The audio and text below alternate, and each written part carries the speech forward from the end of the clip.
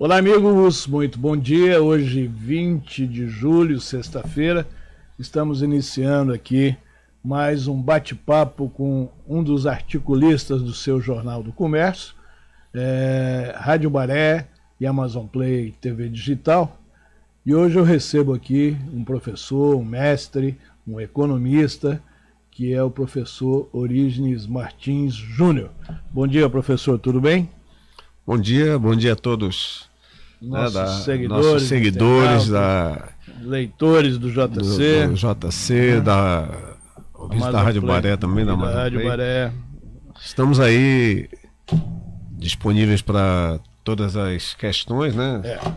Nós temos, como eu já lhe disse, o senhor está estreando hoje aqui nesse espaço e vai ser uma constante, conversado todos os dias com os nossos articulistas, para que ele dê voz àquilo que ele escreve através da sua opinião. O senhor que toda quarta-feira, aliás, toda quinta-feira, tem aqui o seu artigo publicado na nossa página 4, que é a página de opinião. E vamos aproveitar e começar o dia, né, professor? Hoje é dia do amigo. Eu não sei quem foi que instituiu esse dia, então eu quero mandar aqui um abraço a todos os nossos amigos, seguidores, internautas, os amigos que são fora aqui do nosso segmento, do nosso trabalho, e que você renove a esperança para um Brasil melhor, que é o que todos estamos esperando. Faltam só 4, 5 meses aí para a gente começar um novo ano, com um novo ânimo e novas esperanças e perspectivas. Não é isso? Principalmente na situação que a gente está vivendo, o que mais precisamos são amigos, né? Pois é, professor. O senhor escreveu um artigo que foi publicado ontem, dia 19 de julho, aqui no nosso JC, cujo título é Pré-Decepção. E o senhor faz uma análise, e eu quero dizer que eu concordo plenamente com tudo que está escrito aqui, sobre justamente os pré-candidatos, sobre a realidade política desse país. E eu queria que o senhor, a gente começasse, e o senhor começa o seu artigo dizendo que estamos a menos de 4 meses de um evento determinante para qualquer país democrático, que deveria ter nas eleições seu ponto máximo, onde os donos deste país demonstrariam sua vontade e seu grau de satisfação em relação ao sistema. É um período que todos fazem elogios à democracia, se dizem necessariamente democrático, independente de seu viés ideológico, além de criarem as mais diversas formas de, abre aspas, ganhar, fecha aspas, eleitores para a luta final. Eu acho que aí é um bom início, para a gente dissertar aí sobre o que o senhor escreveu. Então eu queria que o senhor transformasse aqui em palavras ouvidas e olhando a sua imagem, o que o senhor quer dizer para os nossos telespectadores. Olha, em primeiro lugar, eu queria colocar exatamente foi a intenção que eu tive nesse artigo, o seguinte: nós somos, ou pretendemos continuar sendo um país democrático.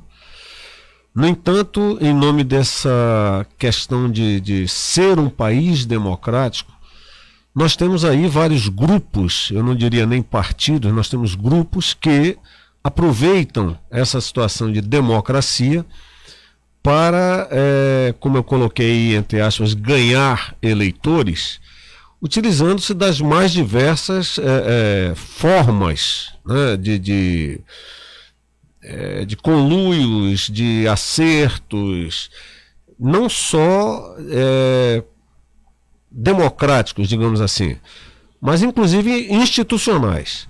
E entre esses métodos, esses meios que eu venho combatendo há vários e vários tempos, se instituiu esse viés aí, essa forma que eu considero completamente errada quando se chama de país democrático, que é um sistema com 34 partidos, que você chamar isso aí de democracia, para mim já é um completo descalabro.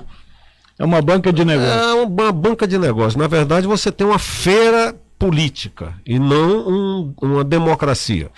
Porque eu não conheço, pelo menos eu particularmente não conheço em parte nenhuma do mundo, um sistema que se diga democrático, onde você tenha 30 e poucos partidos lutando, brigando por acordos, como está acontecendo agora, entre partidos que se dizem socialistas, outros de centro, outros radicalmente de direita, pura e simplesmente com a desculpa de que precisam de tempo na TV. Aí eu te pergunto, afinal de contas, você está lutando por ideologia? Você está lutando por pela busca de um ideal, pela busca de um resultado, ou está buscando realmente tempo na TV? Isso é negócio, isso não é democracia. Eu vou entrar e dar meu pitaco aí dentro da sua opinião. Nós recebemos uma candidata esta semana no programa 2018, Ano da Transformação, porque mudar é preciso, e ela foi clara e objetiva aqui para nossas câmeras, dizendo que ela usa o partido, porque a lei determina que para qualquer candidato ele tem que ser filiado a algum partido, mas que ela não tem nada a ver com a ideologia do partido. Chegamos a este nível, né, onde as pessoas chegam ao ponto de falar isso aqui ao vivo. Eu até brinquei com ela depois, falei, se o partido que você está afiliada fosse um outro que a gente sabe aí, você já ia sair daqui desfiliada, né? Mas ela comentou, então, quer dizer, hoje, o senhor acha que a esperança está morta? Olha, eu pelo menos, apesar de ter uma linha bastante crítica e ácida nos meus artigos, tem gente que inclusive condena um pouco isso, mas eu sou um camarada que eu jamais perco a esperança. Eu acredito que o povo brasileiro, inclusive, está num processo de transformação. A sociedade brasileira, ela já está um pouco mais crítica, apesar de nós termos passado 20 anos aí sendo meio que amordaçados por uma boa parte da sociedade, mas nós já começamos a ver que a realidade realmente não é bem aquela que se esperava. Mas, para você ver, um político que chega ao ponto de dizer, eu uso o partido, ele é capaz também de dizer, eu uso o sistema. Então, da mesma forma que você aproveita uma Constituição que estabelece que eu posso ter mais de 30 partidos transformando um sistema democrático numa feira de negócios. Um sistema que permite você ter 16 mil sindicatos que seriam, teoricamente, para defender um trabalhador e, na verdade, viram também feira de negócios e membros de conluios para partidos. Você precisa ter a consciência de que nós estamos diante da necessidade de transformação. E transformação só se faz pelos meios legais. Você não transforma as coisas pura e simplesmente através de um ok, de um raio que vai cair aqui. Você precisa de força, você precisa de luta, você precisa de vontade, principalmente de vontade popular. Eu vejo, nós que estamos aqui fazendo, justamente, o senhor usou o termo aí, transformação, o programa 2018, Ano da Transformação, porque mudar é preciso. Nós não queremos mudar pessoas, nós queremos mudar maneira de fazer, maneira de se postar como outorgado de um mandato que o povo, com seu direito ao voto, que é a arma que o povo tem, outorga uma procuração, né, para que essas pessoas o defendam aí em todos os níveis, em cargos eletivos no nosso Brasil.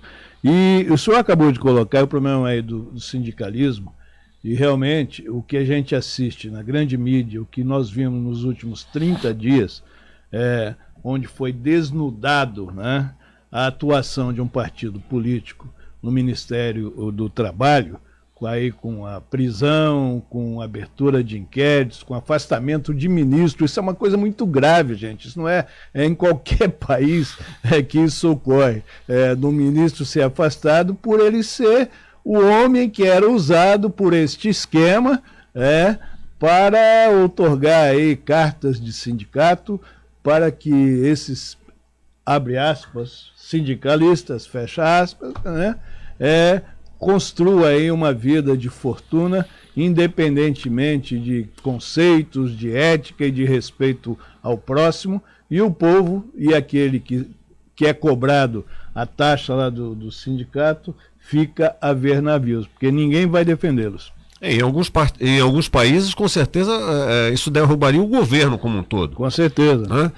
Particularmente, eu sou a favor do parlamentarismo. Eu acho que ele é muito mais rápido e muito mais barato para você recomeçar. Com certeza. E já se tentou isso, inclusive no Brasil. Até hoje, os grupos dominantes não aceitaram isso. E, voltando ao comentário da mudança, como você diz, não se quer quebrar a ordem constituída. Mas, num dos artigos que eu fiz há um tempo atrás, comentando também sobre essa necessidade de mudança, nós temos uma coisa que, infelizmente, isso vem da cultura brasileira. O povo brasileiro ele vai muito pela emoção, muito mais do que pela razão. Nós tivemos já a oportunidade de fazer mudanças, isso ocorreu em várias oportunidades, inclusive mais recentes, mais modernas, mas o povo às vezes tem uma memória um pouco curta, e quando os determinados candidatos ou determinados líderes que têm aquele carisma, aquela força, conseguem colocar na cabeça das pessoas necessidades que não são na verdade necessidades, são interesses pessoais, o povo vai junto e esquece que aquilo está sendo feito contra ele mesmo. E aí a gente acaba caindo naquela esparrela, naquele buraco, e quando o povo acorda, a coisa já é tarde, porque já foram feitas coisas que são contra a própria população, e nós entramos em situações como nós estamos agora. Eu sempre lembro aqui, professor, sempre questiono o seguinte, nós tivemos recentemente aí, uma eleição no estado de Tocantins em função da demora da justiça eleitoral em julgar um caso de um governador. Quer dizer, estamos praticamente há 6 meses do fim de um mandato e troca-se um governador no estado com uma eleição onde observamos quem ganhou a eleição, na verdade, foram os votos nulos e brancos, ou seja, ao descrédito que chegou o ser humano, chegou aquela pessoa que coloca seu nome, que coloca a sua vontade em fazer alguma coisa para o povo. Eu acho isso um exemplo e uma maneira de você, inclusive, analisar as pesquisas que já saem, que eu particularmente, quando eu vou abordar isso agora aqui, que faz parte do seu artigo, a pré-definição de candidaturas, de coligações, de partidos, onde aparece, inclusive, um termo que o senhor usou, os malditos pré-candidatos. E eu acho que não existe definição ainda, principalmente aqui no estado do Amazonas. Nós estamos vendo desde a chapa para governador do estado, está todo mundo em cima do muro esperando fazer aqueles acertos que são naturais em período eleitoral.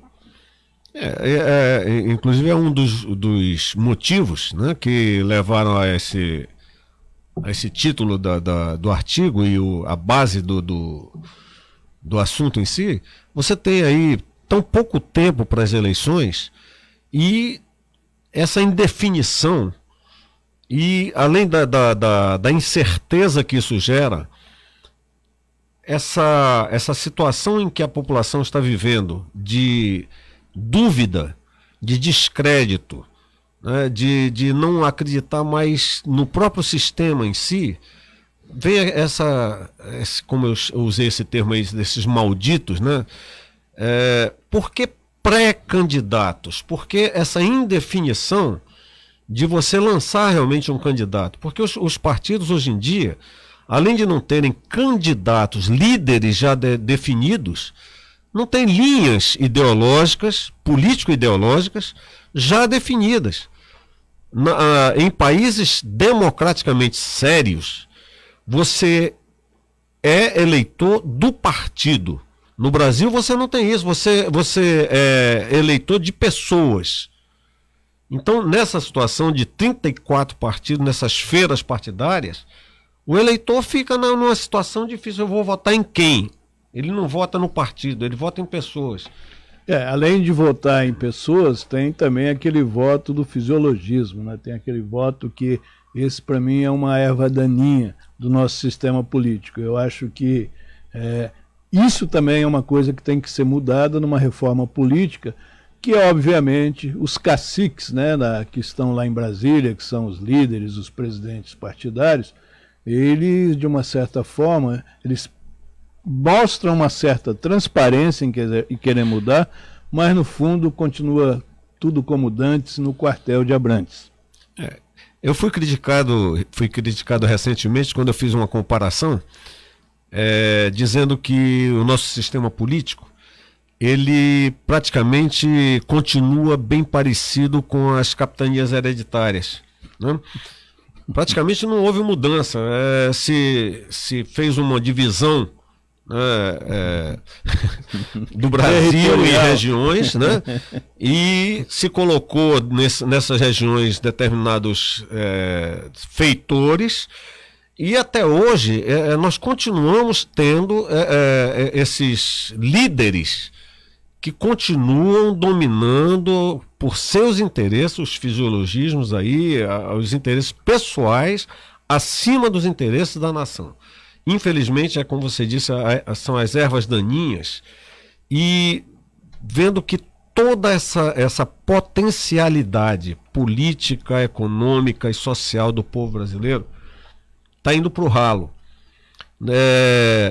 Veja, você fazendo uma análise, agora nós estamos fazendo essa análise política, mas nós não podemos jamais dissociar a política da economia e da parte social. Quando você está bem em termos econômicos e políticos, a sociedade sobe, a sociedade vai bem. Quando uma desses dois setores, a economia ou a política, ela cai, a sociedade desaba como um todo. E hoje, infelizmente, tanto a política quanto a economia estão completamente quebradas. E o que se vê é uma sociedade completamente desarvorada, sem rumo, totalmente sem saber a quem recorrer, desfocada de tudo. E outra coisa, desacreditada. Ela fica nessa pré-decepção, sem saber a quem eu vou recorrer, a quem eu devo obedecer. O traficante manda mais do que a autoridade policial. O senhor vê o absurdo que ontem ocorreu aqui em Manaus, onde nós estamos aí. Eu quero lembrar você que não tomou a vacina do sarampo, que você está na idade de ser vacinado, de ser imunizado. Procure aí, se não te procurarem, procurem aí um posto de saúde, um local onde está sendo aplicado essa imunização, para que você não venha contrair esse problema e isso transferir para outras pessoas. Nós tivemos ontem que colocar a polícia, foi colocado um efetivo grande, tanto da Polícia Civil como da Polícia Militar, para aplicar a insulina, quer dizer, um problema de saúde pública, entendeu?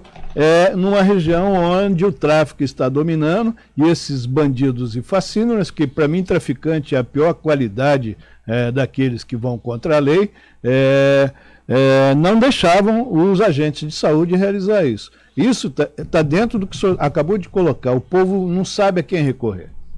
E outra coisa, o pessoal diz assim, denuncie, registre o acontecimento, mas o próprio povo fica naquela situação. Se eu denunciar, vai ser resolvido? Não vai. Além disso, se eu denunciar, eu vou passar a ser o alvo daquele que manda naquela comunidade, que é o traficante, que é o bandido. Então, a sensação de insegurança, a sensação de de falta de proteção por parte daquele que deveria estar protegendo, que seria a autoridade constituída. Deixa a população numa situação completamente sem condições de escolher, inclusive, o que seria melhor para ele. Agora, lembrando também, aí nós temos também que pensar um pouquinho, quem levou inicialmente a essa situação foi uma situação de escolha emocional da própria população, que há 20 anos atrás achou que uma mudança fisiológica, populista, etc., iria melhorar uma situação que inclusive estava boa. Uhum. Na época que o Plano Real tinha tirado o Brasil de um buraco imenso, a coisa estava boa, mas apareceu um grupo que conseguiu colocar na base do carisma, do fisiologismo, do marketing. Não, mas vai melhorar, vai ser melhor, e está aí a situação em que ficou. Isso é uma situação muito preocupante. Ontem, inclusive, professor, eu entrevistei aqui, visitou aqui o Jornal do Comércio, a Rádio Maré e a Amazon Play TV Digital, o novo presidente do Tribunal de Justiça do Estado do Amazonas, o desembargador Iado Simões. Um dos assuntos que a gente abordou foi justamente a presença da Justiça amazonense nos 62 municípios do que compõem o Estado do Amazonas. E ele diz que isso faz parte desse biênio em que ele será presidente do TJ, em colocar um juiz em cada comarca para que a justiça se faça presente, né? Um dos problemas que nós temos aqui é justamente a interface do sinal de internet, mas que isso também é uma prioridade que eles vão estabelecer para que a justiça presente ali ela possa atuar. Porque tem lugares remotos aqui do nosso estado, onde tem lá um sargento que é delegado, ou até um delegado mesmo da Polícia Civil, mas ele fica sem a proteção, né, do judiciário, que tem que ficar por cima para cobrir. E isso realmente está trazendo essa migração aqui para Manaus. As nossas fronteiras são extensas e o povo realmente fica à mercê de tudo isso aí. Eu vejo que é o ano da mudança. Nós não vamos conseguir resolver tudo, não vamos conseguir mudar tudo, mas eu acho que é um começo. Nós já tivemos aí na eleição passada uma renovação aí na casa de quase 40%, nas casas legislativas, e eu espero que, se a gente chegar a 60% esse ano, acho que pelo menos já é um bom trabalho que foi realizado aí pela conscientização popular.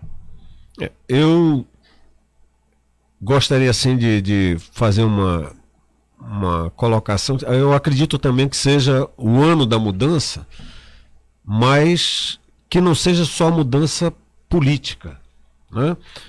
Essa mudança que vem acontecendo também na parte do judiciário, que é uma briga bastante complexa, porque dentro do próprio, os nossos três poderes que deveriam agir de forma harmônica e hoje em dia se debatem abertamente e de maneira assim meio que até grotesca,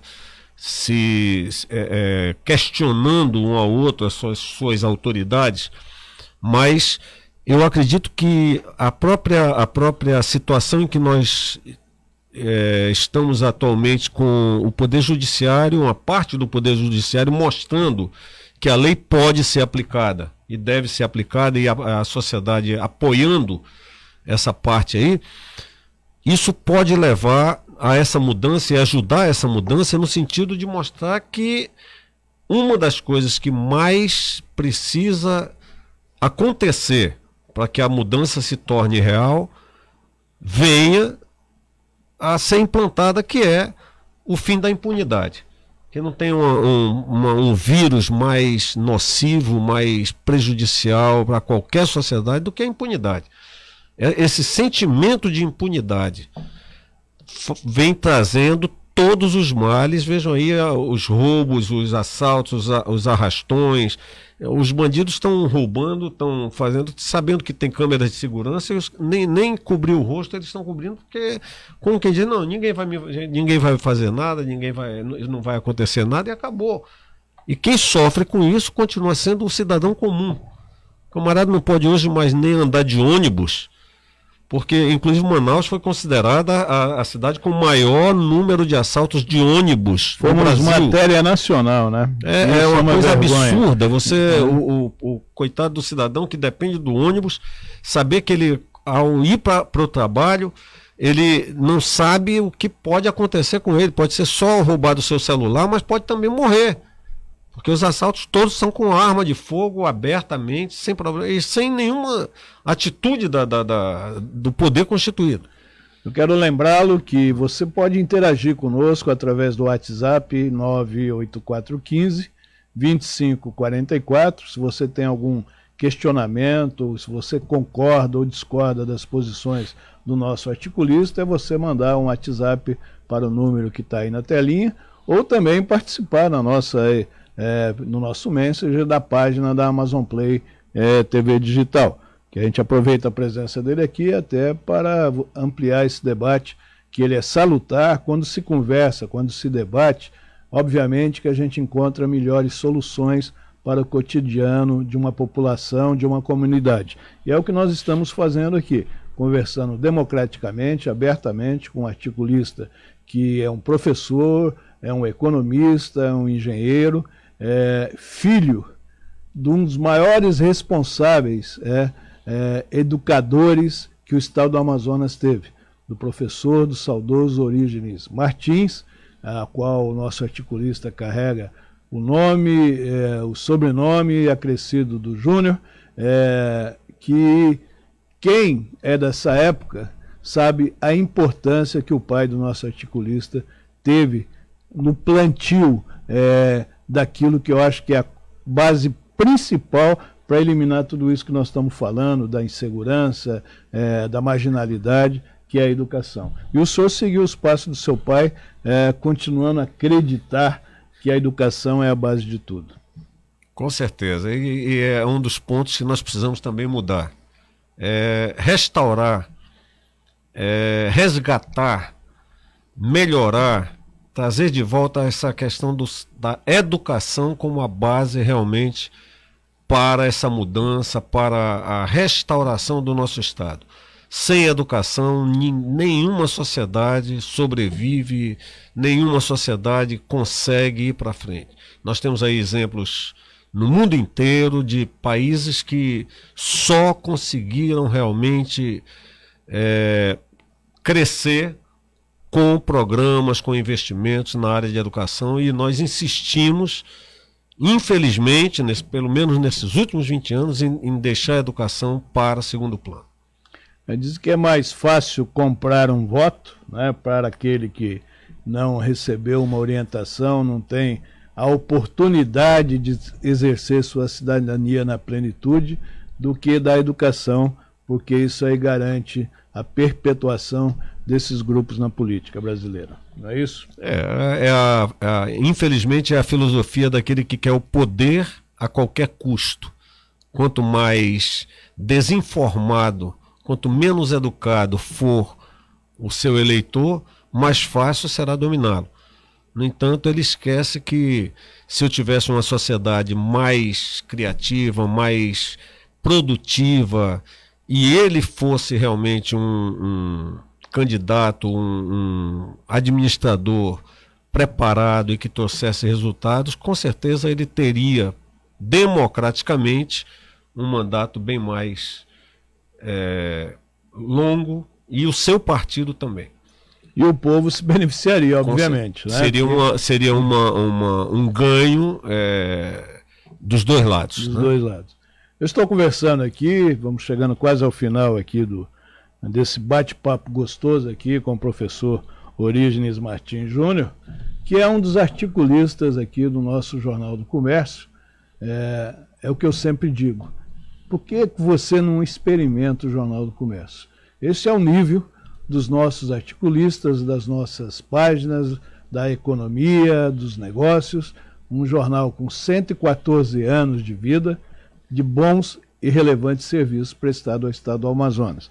E para fazer isso, basta você se tornar um parceiro do JC, como um assinante, tanto em papel como também do digital. O telefone para você falar com os nossos consultores é o 2101-5500, que aí você vai ter todas as informações de como se manter informado na economia, nos negócios, na educação, através das páginas do Jornal do Comércio. Professor, eu fiquei muito feliz em recebê-lo aqui, até porque, como eu citei, o senhor, seu pai, a importância que ele teve e tem, né? Porque tem coisas que se perpetuam. É aquilo que nós falamos, do bom político e o mau político, né?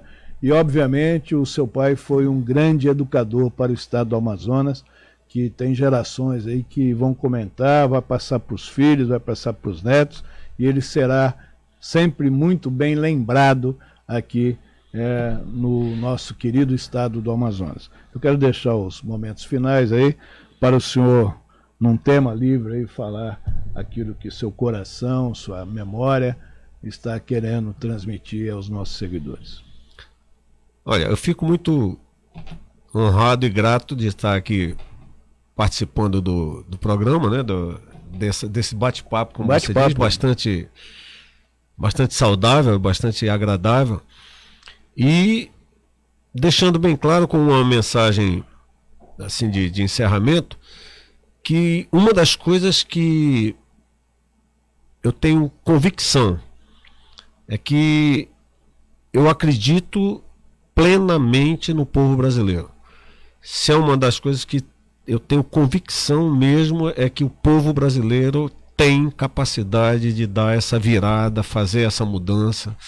Eu vejo tanta gente, às vezes, eu vou me embora daqui, eu quero ir embora, eu não aguento mais ficar no Brasil. Eu sinceramente, eu não vejo isso de maneira saudável. Eu acredito no povo brasileiro e eu acredito nessa questão de que 2018 será o ano da virada e nós temos que valorizar a nossa terra. E a hora é essa, é todo mundo se juntar, todo mundo ir para frente e dizer, a terra é minha, eu sou o dono desse país e eu tenho condições de lutar por isso e vou lutar por isso. E eu sempre acreditei nisso e vou continuar acreditando. O que eu puder fazer por isso, vou continuar fazendo. Viu?